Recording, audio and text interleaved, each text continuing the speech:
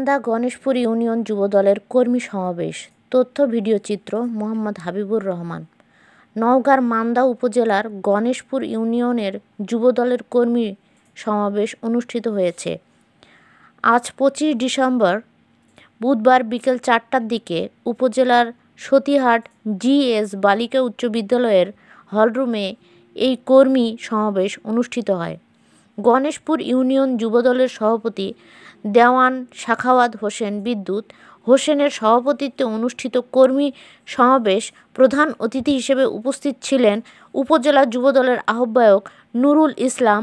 উক্ত কর্মী সমাবেশে প্রধান বক্তা হিসেবে বক্তব্য রাখেন উপজেলা যুবদলের সিনিয়র যুগ্ম আহ্বায়ক আব্দুল জলিল।